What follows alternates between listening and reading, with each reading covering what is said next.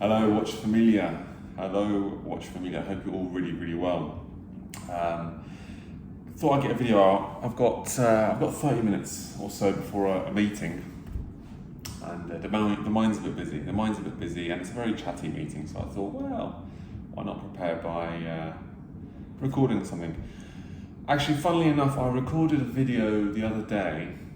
I drove out onto the beach in my off-roader. Got the camping chair out, set up the camera, recorded for about 20 minutes or so, 25 minutes. And when I got home to play the material back, there was so much wind noise, and I really wrestled with looking at different programs, different applications to sort of get rid of the background noise, the wind noise. But you know what, I'm just so not a techie person. I just don't know how I work in software. It beggars belief that I work in software, where I'm just such an untechie person. There are certain things I understand, contracts, commercial stuff, and trust, credibility, but that's pretty much where it ends. I can use a washing machine though. Guys, what am I wearing today? I've got the Panerai. Different angle, Panerai. God, these bloody shirts always go up. Got the Panerai on, the 1033. I haven't worn it for a while. You know, part of the reason I went to the desert the other day, well, not to the desert, but to drove to the beach, was to review the GP. That was the GP kind of post-purchase thought video. That was the GP thing.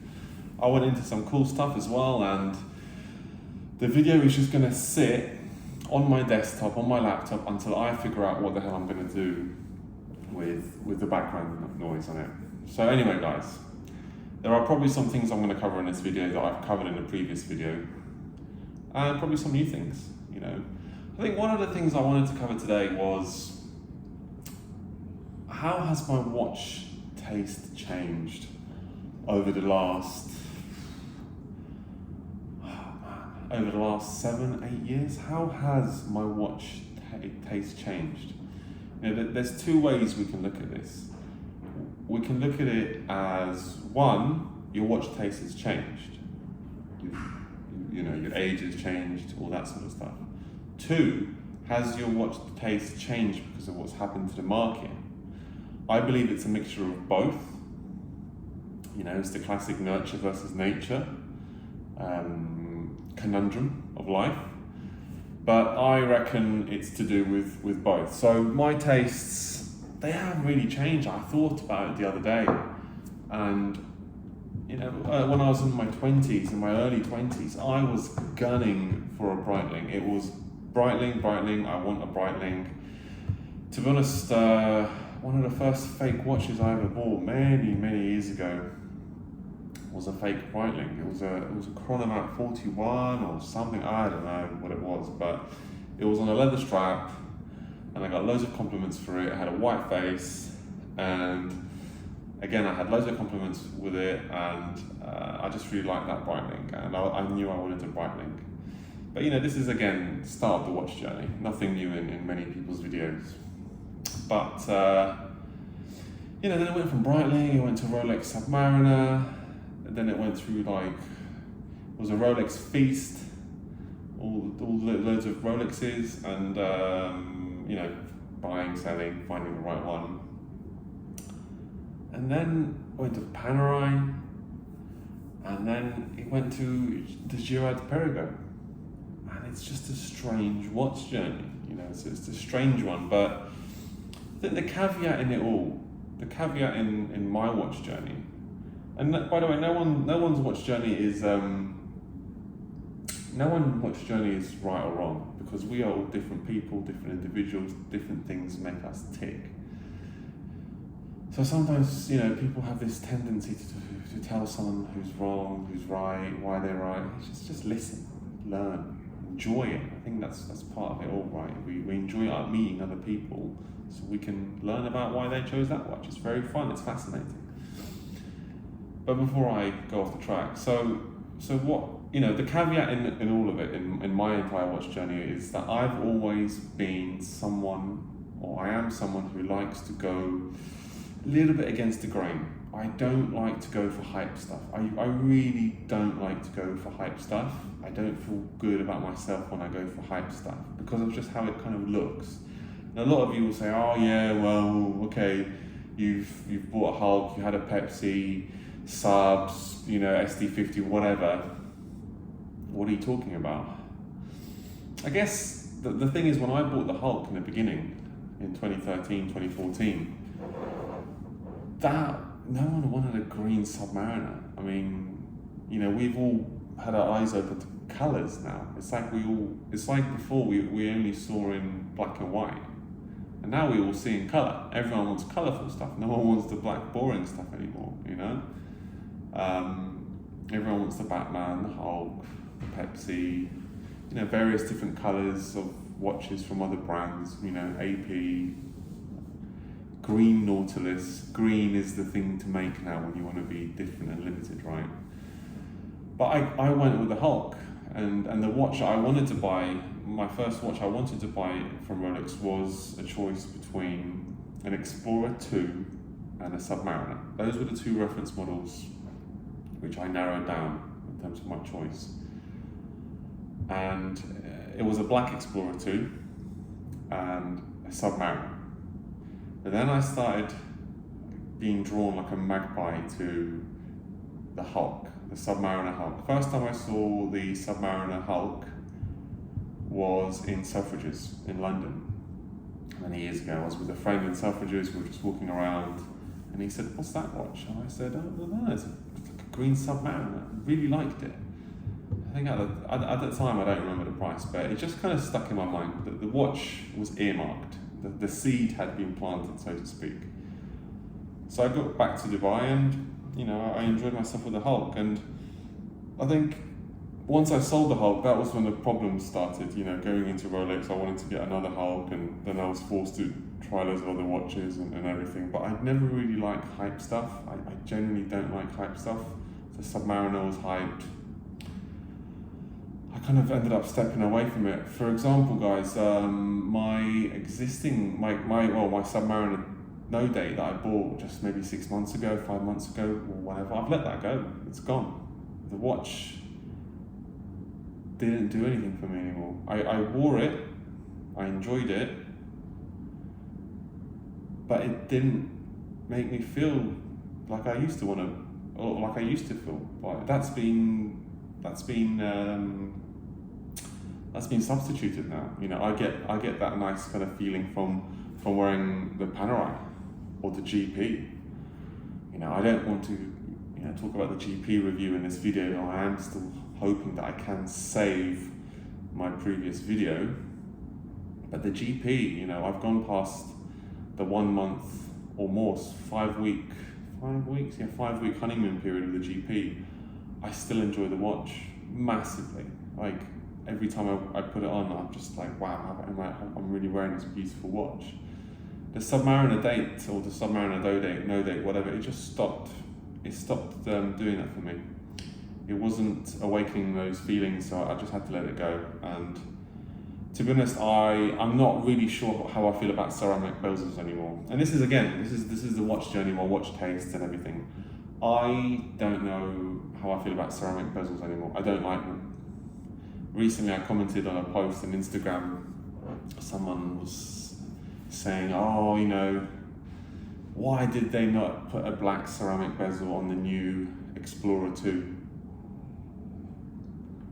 I commented thank God, thank goodness they didn't put a ceramic bezel. Everything's ceramic now. I mean, come on guys. Whatever happened to metal, just full steel on steel or steel on aluminium watches? Whatever happened to that? Ceramic, because everyone's justifying that it doesn't pick up scratches. That's it. I think it makes the watch look worse.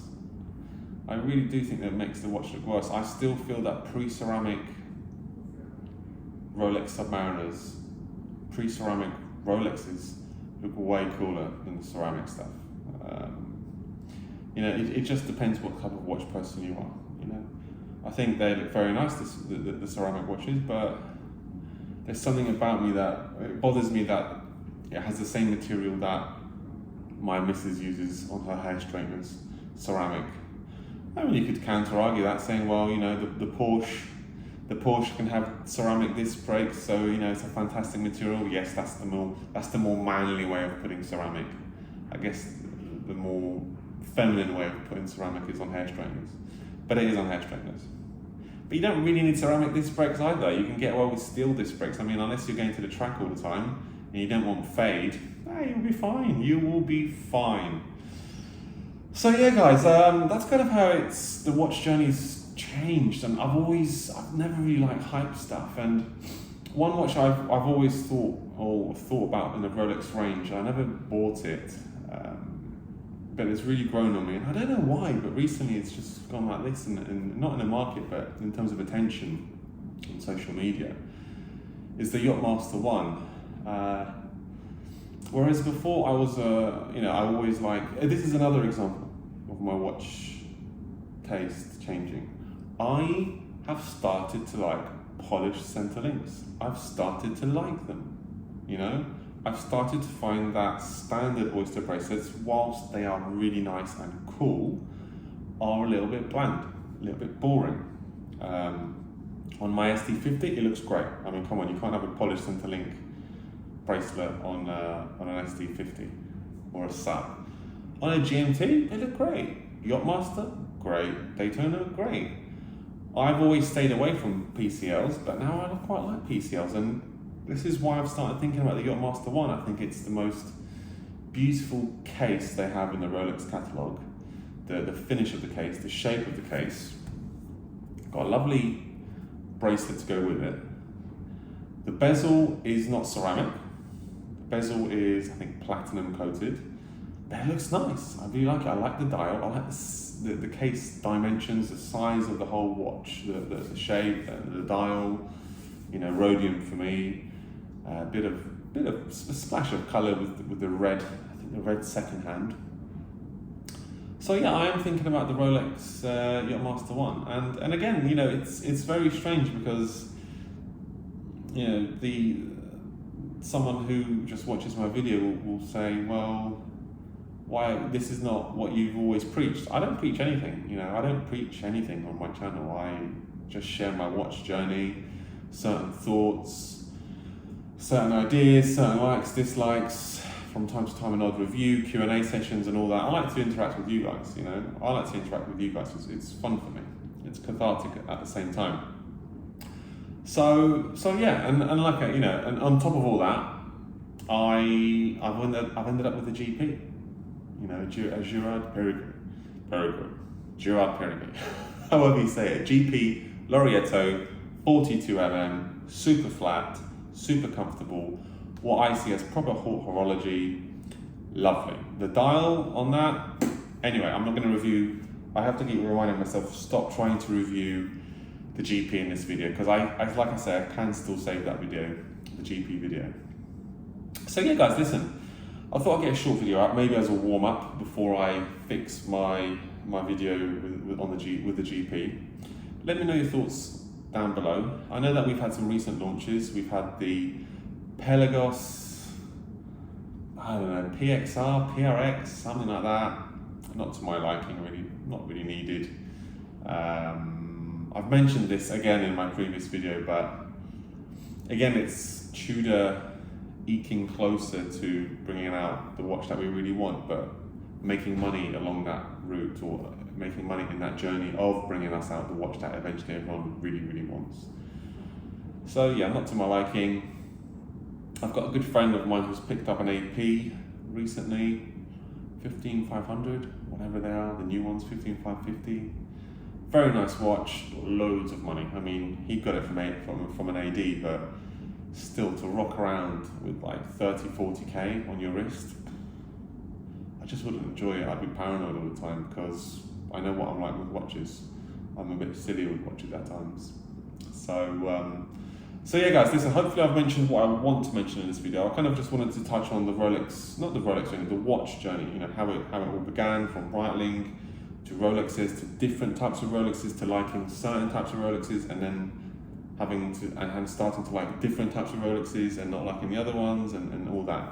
All Rolexes are great, but there are other watch brands out there. Interestingly enough, in my limited watch journey, I haven't really spent any time with Omega. Something still blocks me with Omega. I don't know what it is. I think they've got some great watches. I think, not long ago I was considering the new Moon watch, but didn't quite go for it. The Seamaster is great, but I can't live with the helium escape valve. The bracelet doesn't quite match the well-made case for the Seamaster for me. They've had some special editions, Dark Side of the Moon and all this stuff, but it doesn't really appeal to me much. So yeah guys, listen, hopefully we'll speak soon. Hopefully I'll post the video in the next week or two. I just need to get something that's going to reduce the wind noise. I could post it as is, and you could make out what I'm talking about, but I think that in terms of me trying to grow this channel a little bit, it's not best advised that I put that video up, because it's going to be frustrating. It's annoying for me to listen to it, and I hear wind noise. My volume kind of goes in and out. So next time I need to put a windsuck on my microphone. That's my lesson for taking videos outside. Thanks guys. Have a good day. Bye.